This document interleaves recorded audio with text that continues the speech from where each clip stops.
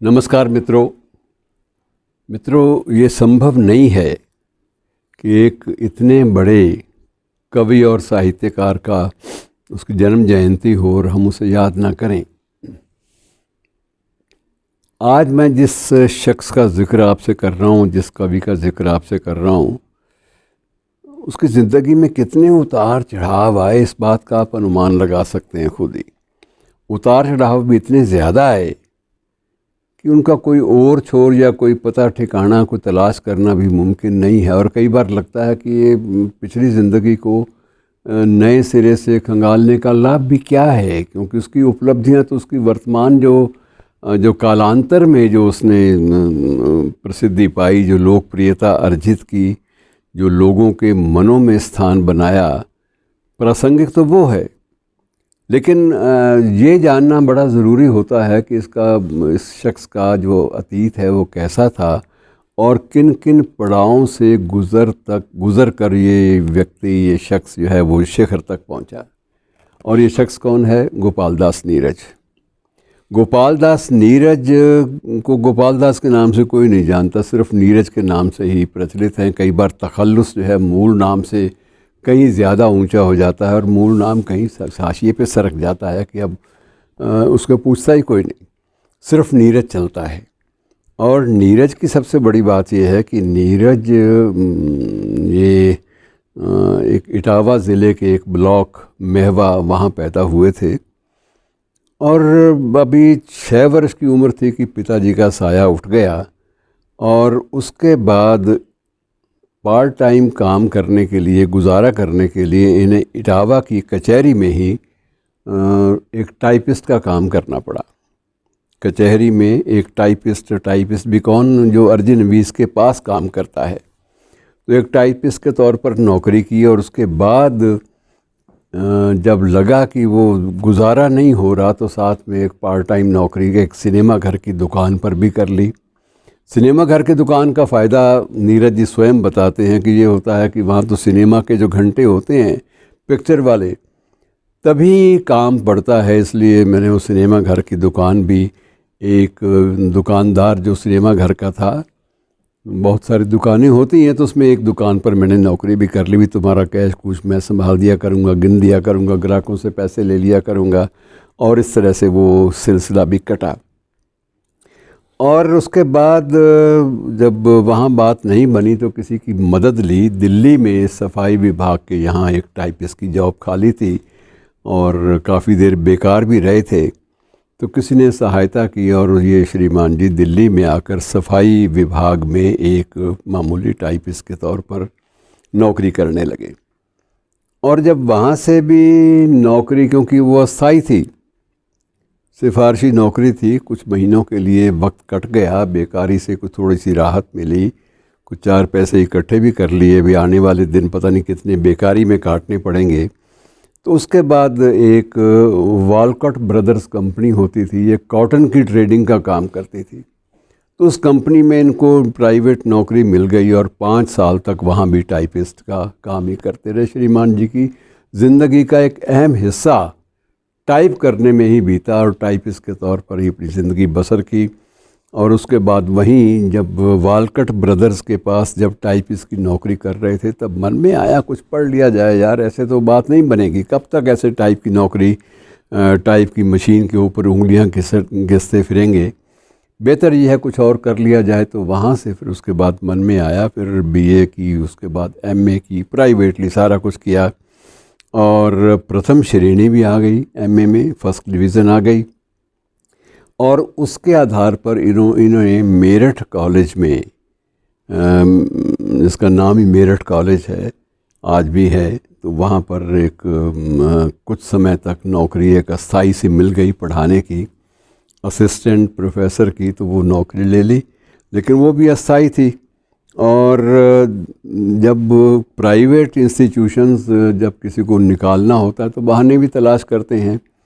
तो इन पर बहुत सारे कुछ आरोप लगाए गए। आरोप लगाने के बाद इनको ऐसा परिस्थितियां पैदा कर दी गई कि श्रीमान जी वहाँ भी इस्तीफ़ा दे के चले जाएं। त्यागपत्र दे दिया और वहाँ पर फिर वो अलीगढ़ वापस लौट आए। अलीगढ़ क्योंकि इनका मूल कार्य क्षेत्र भी रहा था और वहाँ पर कई लोग जान पहचान वाले भी थे। तो वहाँ धर्म समाज कॉलेज है एक, अब पता नहीं है कि नहीं, लेकिन उस कॉलेज में आके इनको नौकरी मिल गई।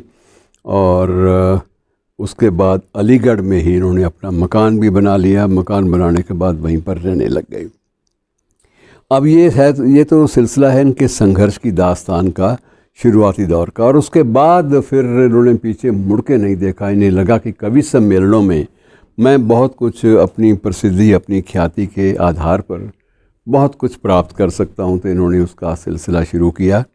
और जब सिलसिला शुरू किया तो फिर पीछे मुड़कर नहीं देखा। 15 काव्य संग्रह तो मुझे याद हैं जो इनके प्रकाशित हुए, और हर काव्य संग्रह जो है खूब बिका। बिकने पर यह था कि शुरुआती दौर में जो 3-4 काव्य संग्रह थे उन पे तो कुछ नहीं मिला, लेकिन बाद में कुछ पैसे भी मिलने शुरू हो गए। और फिर कवि सम्मेलनों की इनकम भी, आय भी होने लगी। कवि सम्मेलनों की आय का दौर इनका अच्छा रहा। वहाँ पर यह भी था कि वहाँ हालांकि उन दिनों मंच पर छाने वाले लोगों में हरिवंश राय बच्चन सबसे ऊपर थे, लेकिन इन्हें ये अवसर मिल गया, इन्होंने उसको छोड़ा नहीं और मेहनत भी की। और स्वर संधान जो था, बात तरन्नुम कविताएं प्रस्तुत करने का जो तरीका था उसको अपनाया और अपना ही एक तरन्नुम जो है मौलिक खड़ा किया। तो मौलिक तरन्नुम के सहारे, मौलिक गेयता के सहारे पर इन्होंने ज़िंदगी में अपनी जो है उसकी पहचान एक अलग से हिंदी कवि, लोकप्रिय हिंदी कवि के रूप में एक अलग पहचान बना ली। और उस पहचान का ये भी था कि कई बार इनकी झड़प होती थी। तो किससे होती थी, आप इसमें भी आप थोड़े से हैरान हो सकते हैं कि झड़प होती थी अटल बिहारी वाजपेयी जी से, जो बाद में हमारे देश के राष्ट्रनायक भी बने, प्रधानमंत्री भी बने, भारत रत्न भी उनको मिला। वो झड़प इसी बात पे लेके होती थी कि अटल जी कहते थे कि नीरज जहाँ तुम जाया करो यार, मुझे बता दिया करो, मैं उस कवि सम्मेलन में नहीं जाऊँगा। तुम इतना अच्छा तरन्नुम से पेश करते हो, गाकर पेश करते हो कविताएं अपनी, गीत तुम्हारे बेशक मेरे से कमज़ोर होंगे, लेकिन गमबख्त तुम गाकर जो पेश करते हो तरन्नुम से, मेरे पास तरन्नुम नहीं है और मैं पिट जाता हूँ।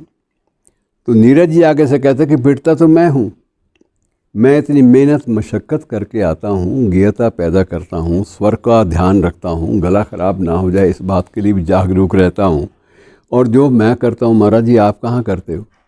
पर होता यह है कि मुशायरा आप लूट लेते हो, क्योंकि आप तो वीर रस की कविताएं और ओज पूर्ण ढंग से पढ़ लेते हो, और वो ओज मेरे पास है नहीं और मैं पिछड़ जाता हूँ। इसलिए मुझे तो उल्टा आपके जाने का घाटा पड़ता है कवि सम्मेलनों में।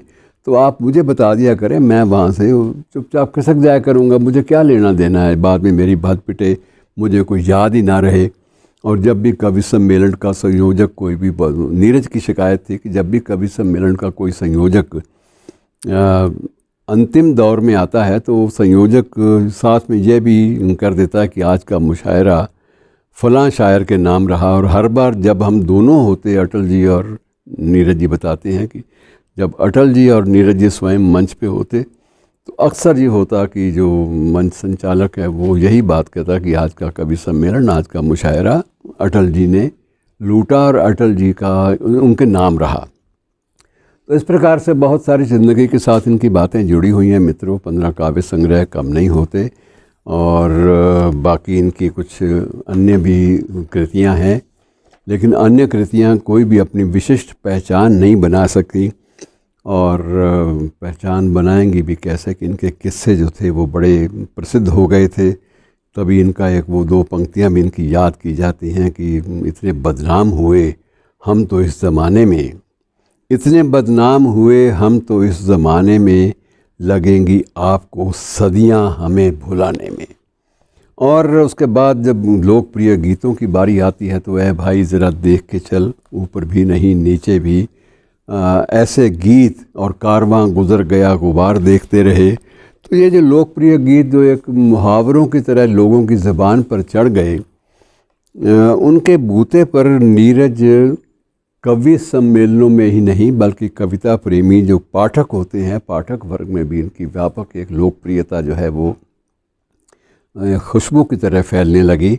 और लोग अक्सर इनके गीतों को लेकर मंच संचालन अपने ढंग से करते थे। इनके गीतों की पंक्तियाँ उनके काम आती थी कि स्वप्न झरे फूल से, मीत चुभे शूल से, लुट गए सिंगार सभी बाग के बबूल से, और हम खड़े खड़े बहार देखते रहे, कारवां गुज़र गया गुबार देखते रहे। और ये सिलसिला बहुत ही लंबा चला। और सबसे बड़ी बात ये थी कि नीरज, संभवतः नीरज और उनके साथ दो ऐसे कवि थे जो अपने अपने काल में अपनी अपनी राज्य सरकार के पूरा मंत्री पद प्राप्त करके ही गए। उनमें दो दूसरे जो अन्य थे उनमें कुछ समय तक बशीर बद्र को भी उर्दू का, जब वो उर्दू एकेडमी के संयोजक बनाया गया उत्तर प्रदेश में, तो उनको भी मंत्री का, कैबिनेट मंत्री का दर्जा, उनको मिनिस्टर ऑफ स्टेट का, राज्य मंत्री का दर्जा दिया गया था। और इन्हें, नीरज जी को पूरे मंत्री का दर्जा दिया गया था, कैबिनेट रैंक से इनको नवाजा गया था। ये एक बहुत बड़ी बात होती है। और मित्रों, ऐसे लोकप्रिय कवि हमारे साहित्य को जन जन तक, हमारे भारतीय साहित्य को जन जन तक पहुंचाने का काम करते रहे हैं। धन्यवाद।